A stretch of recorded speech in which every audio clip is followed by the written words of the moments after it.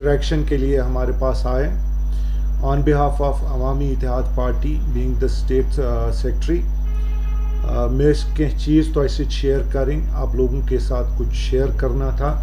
एक कि जो हमारा अवामी इत्तेहाद पार्टी जो अभी कंटेस्ट बडगाम में है, बडगाम से हमारा कैंडिडेट जो है वो नज़ीर अहमद खान साहब है। नज़ीर अहमद खान की जब आप प्रोफाइल देखेंगे, उनका एक पॉलिटिकल कैरियर देखेंगे, लोग आजकल उस चीज़ पे ख्याल नहीं रखते हैं कि कौन कंटेस्ट कर रहा है, कैंडिडेट की क्या एफिशिएंसी और कैपेबिलिटी है बंदे की। तो मैं आपके थ्रू, आपके मीडियम के थ्रू बडगाम के आवाम से बोलना चाहूँगा कि जो काम उन्होंने पीछे कर दिए हैं, जैसे डिस्ट्रिक्ट हॉस्पिटल सेंक्शन करवाया, उसमें इंफ्रास्ट्रक्चर अपग्रेड करवाया, काम चल रहा है उसमें, जो हमारा रोड्स है वहाँ से रोड्स की सेंक्शंस करवाई, जो हमारे रेलवे स्टेशन बडगाम का है, पूरे थ्रू आउट इंडिया में 500 रिनोवेट हुए and Budgam railway station is one among them. ये तो ऊपर ऊपर से उन्होंने कितने काम ऐसे किए हैं जो लोगों के साथ जुड़े हुए थे। और आज AIP को लगा कि नज़ीर अहमद खान बडगाम के लिए एक इंसाफ कर सकता है, उनके लोगों के लिए जो उधर डेवलपमेंट नहीं हुई, उस डेवलपमेंट प्रोग्राम को वो आगे लेंगे। अब देखिए, अब हम इससे आगे चल के जो और भी पार्टीज़ उधर कंटेस्ट कर रही है, वो NCP हो, BJP हो, PDP हो या और इंडिपेंडेंट्स हो। देखिए, NC और BJP का नगरोटा में भी है, हम तो उधर कंटेस्ट नहीं कर रहे हैं, मगर ये बात पूरे कश्मीर को क्लियर है आज कि उधर फ्रेंडली कंटेस्ट हो रहा है। सारा कंसंट्रेशन बडगाम पे है। हमारे 25-30 MLA उधर कैंपेनिंग कर रहे हैं और नगरोटा को एक फ्रेंडली कंटेस्ट, एक टोकन कंटेस्ट के लिए छोड़ रखा है। एक बार हमारे CM साहब उधर गए, वहाँ पे भी माइक ने साथ नहीं दिया। ये बात कश्मीरियों को समझना है कि ये कंटेस्ट बडगाम पे ही क्यों लगा रहा है। आज वो क्लियर कह रहे हैं कि हमें जी इस सीट से क्या फ़र्क पड़ेगा, क्योंकि वो एक कश्मीरी को ये समझ आना चाहिए कि नगरोटा की सीट वो हैंडओवर करना चाहते हैं। कंसेंसस कहीं पे और हुआ है। जब यहाँ पे ये बात चलती है तो सारा अभी जो बडगाम पे ही लग रहा है कि बडगाम में ही इलेक्शन है, नगरोटा का नाम भी कहीं जिक्र नहीं हो रहा। आप लोगों को देखना है कि इन लोगों ने यहाँ PSA लाया, आज के डेट में 370 एब्रोगेट हुआ, मगर उसने ये गिफ्ट हमें जो PSA मिला है आज भी वो एब्रोगेट नहीं कर पाए हैं, ना किसी की बात कर रहे हैं। AIP is the only party जिन्होंने दिल्ली में दस्तक दिया, प्रोटेस्ट, पीसफुल प्रोटेस्ट किया PSA के खिलाफ, रिलीज ऑफ डेटेन्यूज के लिए कि भाई हमारे जो नौजवान हैं उनको रिलीज़ किया जाए। आज भी हम यही दोहार लगाते हैं कि हमारे जो राइट्स हैं उनको बहाल किया जाए, क्योंकि हम ये एक वाहिद ऐसी पार्टी है। कल भी आपने देखा होगा सोई बुक में हमारा एक जलसा था, बाज़ाब्ता परमिशन था, मगर BJP वाले उसी टाइम पे आ गए, एक कन्फ्रंटेशन मतलब होते होते रह गई।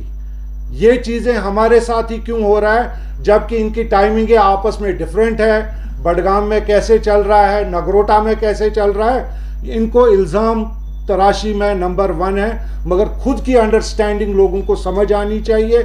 इनके बड़े एक टॉप लीडर को वो सारी समझ आ गई।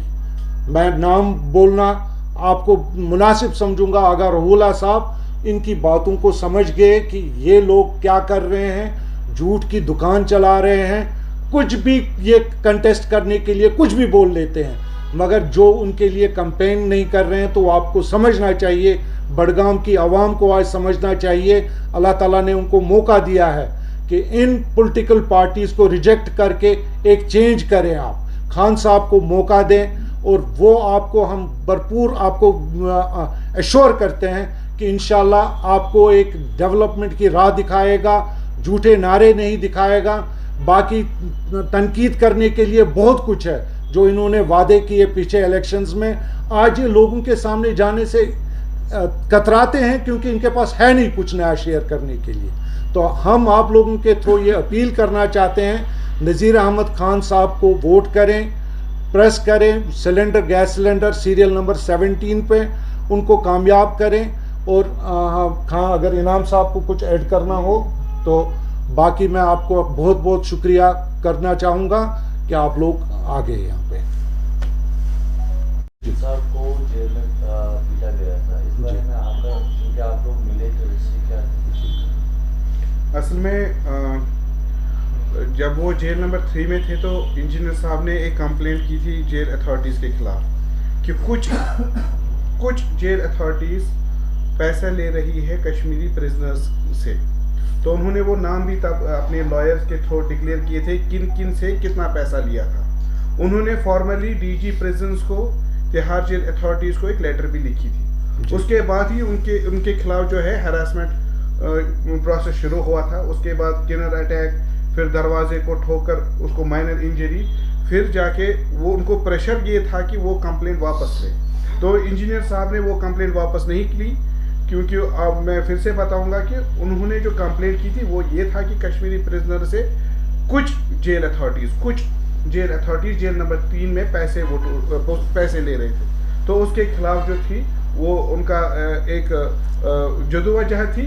उस सिलसिले में फिर ये पता चला है कि now he has been shifted from jail number 3 to jail number 1। लेकिन हमने तब भी डिमांड की थी, पार्टी ने उस वक्त भी डिमांड की थी कि एक जुडिशरी इंक्वायरी होनी चाहिए कि ऐसा अगर एमपी जेल में रहकर ये इल्ज़ाम लगा रहा है कि कुछ जेल अथॉरिटीज़ कश्मीरी प्रिजनरों से पैसे ले रहे, तो ये वाकई तौर पर एक संजीदगी की बात है। तो हमने जुडिशरी इंक्वायरी की डिमांड की थी। हम पूरी उम्मीद है कि जिस तरह उनकी सेफ्टी के लिए उनको शिफ्ट किया गया है from jail number 3 to jail number 1, हमें उम्मीद है कि अगले कई दिनों में हम एक्सपेक्ट कर रहे हैं कि जुडिशरी इंक्वायरी का वादा भी पूरा हो। अभी कुछ जी, ये भी आ रही है कि कहीं एक जगहों पर अभी रेड चल रही है जी। क्या आपको लगता है कि बडगाम खान साहब और दीगर जो बडगाम के एरिया है वहाँ पर इस तरह की खबरें आ रही है? आपको लगता है कि एमसीसी वायलेशन हो रही है? देखिए, जहाँ तक मुझे समझ आ रहा है कि जहाँ तक एमसीसी रूल्स एंड रेगुलेशंस हैं वो हमें गाइडलाइंस देते हैं कि इसमें क्या करना है। लॉ एंड ऑर्डर जो है वो पुलिस को भेजती है, क्या करना है उसको, क्या नहीं करना है। जहाँ तक हमारा है कि हम उन चीज़ों का ख्याल रखते हैं कि कोई वायलेशंस ना हो। बाकी वो गवर्नमेंट देख रही है कैसे क्या है। आपको मैं बताना चाहूँगा कि यही लोग दिल्ली में जाके बोलते हैं कि ये लोग एआईपी वाले, इंजीनियर रशीद एंटी नेशनल है। उन्होंने अपने कुछ दोस्त रखे हैं, यहाँ आके इनको बोलते हैं कि एआईपी जो है बीजेपी है। क्योंकि इल्ज़ाम देखिए क्या है, आज तक इल्ज़ाम ये है कि 15 दिन बेल पे बाहर आ गए।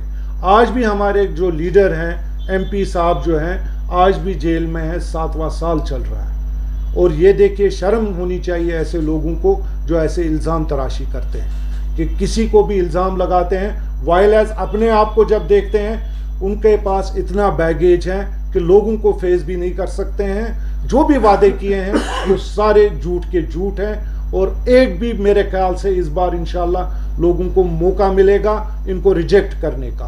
बाकी हमारी अपील यही होगी, जो नहीं कंटेस्ट कर रहे हैं, वो इमरान अंसारी साहब हो, वो आगा रहुला साहब हो, उनके फॉलोअर्स को भी हम कहेंगे कि ऐसे लोगों को रिजेक्ट करें आप और मौका एक चेंज को दीजिए, तब जाके इंशाल्लाह बडगाम खिलेगा और फलेगा। बडगाम में सबसे बड़ी एक और इशू जो है, चाहे आप एनसी को वोट देंगे, आप पीडीपी को वोट देंगे या बीजेपी को वोट देंगे, आप एक ही फैमिली को वोट दे रहे हैं। गेट के अंदर वो एक ही है, तीनों का कॉमन गेट है almost. Common gate means one family. अगर आप उनमें से किसी को जिताना चाहते हो, आप एनसी को जिताना चाहते हो या पीडीपी को जिताना चाहते हो, it is equivalent that BJP has one, क्योंकि एक ही फैमिली से तीनों हैं। और ये सिलसिला पिछले 70 वर्षों से बडगाम में चलता आ रहा है। और आपने देखा होगा कि पहले पीडीपी बीजेपी गवर्नमेंट में भी इस डिस्ट्रिक्ट को इग्नोर किया गया। और फिर जब चीफ मिनिस्टर साहब ने धोखा देकर, चीफ मिनिस्टर साहब से पूछा गया था कि अगर वो बडगाम और गांधरबल से जीते तो कौन सी सीट वो रिटेन करेंगे, चीफ मिनिस्टर साहब की कमिटमेंट थी कि जहां से मुझे सबसे ज़्यादा वोट मिलेगा मैं उस सीट को रखूंगा। सबसे ज़्यादा वोट उनको बडगाम में मिले और चीफ मिनिस्टर ने बतौर चीफ मिनिस्टर भी अपने लोगों को धोखा देकर वो सीट छोड़कर वापस बडगाम चले गए। तो ये भी एक इंट्रोस्पेक्शन है लोगों के लिए कि वो ये देख ले कि जिसने अपना वादा पूरा नहीं किया तो वो क्या वादा लोगों के साथ निभाएगा। और बेशर्मी की बात ये है कि कल भी चीफ मिनिस्टर साहब 200 यूनिट्स की बात कर रहे हैं। हमें पुराने वादे तो कहीं नजर नहीं आ रहे। पुराने पिछले साल शर्मा साहब ने जो इनके CAPD मिनिस्टर हैं, उसने कहा कि हमने 12 सिलेंडर्स फ्री होने का सारे अरेंजमेंट किए, बस नए साल पर चीफ मिनिस्टर साहब को ऐलान करना है। पुराना नया साल भी हो गया, नया साल होने को है, अभी भी वो है ही नहीं कहीं। तो थैंक यू सो मच। साहब आखिरी सवाल है, क्योंकि यहाँ पर स्कूल्स के लिए जो वंदे मातरम की प्रेयर जो है वो पढ़नी है, तो उसमें कहीं एक जो यहाँ पर इस्लामिक क्लर्क्स है, उन्होंने ये पहले ही कहा है कि ये इस्लाम के खिलाफ है। AIP का क्या उस पर स्टैंड है? देखिए, हमारा क्लियर एक स्टैंड है कि जहाँ पे हमारा constitution of India religious rights देते हैं, हम उसमें कोई इन्फ्रिंजमेंट का बर्दाश्त नहीं करेंगे। ये हमारा डे 1 से स्टैंड है कि रिलीजियस राइट्स जो with in constitution of India है, उसके लिए जहाँ भी हमें कॉन्स्टिट्यूशन इजाज़त देता है हमारी रिलीजियस ड्यूटीज़ में, हम किसी भी पॉलिटिकल पार्टीज़ को इंटरफेयर करने का हक नहीं देंगे। Thank you.